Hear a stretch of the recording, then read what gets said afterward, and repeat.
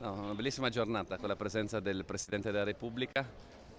Sottolinea intanto l'attenzione che il Quirinale dà alle regioni. È partecipato sempre ad ogni festival delle regioni il Presidente Mattarella e di questo non ci può ovviamente che fare piacere e ringraziarlo. Nella mia relazione vorrò sottolineare l'importanza dell'alleanza tra istituzioni del Paese, che seppur magari delle volte da punti di vista diversi, però deve trovare una comunità di intenti sui grandi assetti strategici dell'Italia. Presidente, sono giorni difficili per lei? No, no, giorni difficili non lo sono, per nulla. Non sono giorni difficili, No. che cosa accadrà nelle prossime ore? No, vediamo, io non penso tempo, però io voglio prendere un impegno, dimostrare che la politica può essere qualcosa di diverso, che la politica non deve essere una lotta di potere ma una risposta a dare ai cittadini. E io voglio interpretare anche questa crisi in Friuli Venezia Giulia in questo modo. Dopo non so come andrà a finire, però voglio dimostrare che la politica può essere qualcosa di diverso e farò del mio meglio per farlo, ovviamente. Lei non ha ancora sciolto le riserve, quindi? Prego?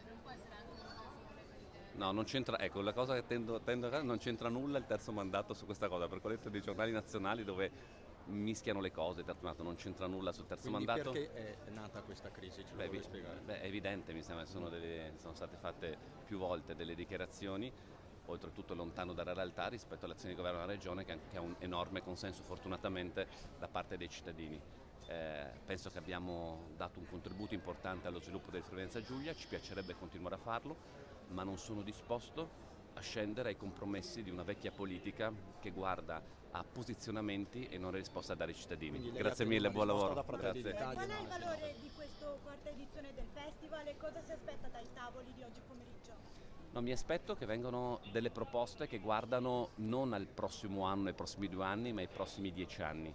Ed è questa la logica del festival, non ha mai voluto trattare le questioni contingenti del momento, perché lo facciamo poi spesso in conferenza delle regioni, ma il festival vuole fare delle proposte di riflessione per il paese del futuro che parta dai territori. Presidente, Ma quindi lei problemi e incontrerà soluzioni Meloni, mettono parlerà con entrambi Meloni di domani. dialogo al centro, giusto? Prego, non ho capito. Problema e soluzione sono sostanzialmente entrambe che mettono il dialogo al centro. Non c'è dubbio. Io penso che questo sarebbe bello, proprio che attraverso il dialogo, anche da posizioni diverse, che magari possono raggiungere anche soluzioni differenti, ma si ritorni dentro il dialogo. Purtroppo la politica, non soltanto in Italia, in Occidente, oggi è basata sullo scontro.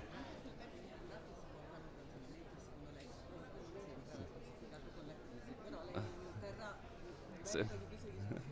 Io penso che su tutto non soltanto si possa, ma si debba fare un ragionamento, poi le conclusioni si decidono insieme, ma non esiste cosa di cui non si possa discutere. Ho capito che è interessato a Friuli Venezia Giulia, ma ho risposto. No, Meloni, domani parlerà con la Meloni di quello che sta accadendo. Viene qua a Venezia, quindi con il Presidente del Consiglio parlerò, non so di cosa parlerò perché dopo ovviamente ci confronteremo su tutto.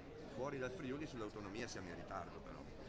Stiamo lavorando, è diciamo una battaglia che portiamo avanti da anni. La cosa che però spero è che l'autonomia non venga mai vissuta, come purtroppo abbiamo visto fino a qualche tempo fa, come una bandiera di uno o dell'altra parte. L'autonomia è l'assetto istituzionale del Paese e la domanda che dobbiamo porci non è chi gestisce il potere, se lo Stato, le regioni, i comuni o le province. La domanda che dobbiamo porci è chi meglio può svolgere un servizio a favore dei cittadini. Se lo fa lo Stato è giusto che lo faccia lo Stato, se lo fanno le regioni è giusto che lo facciano le regioni.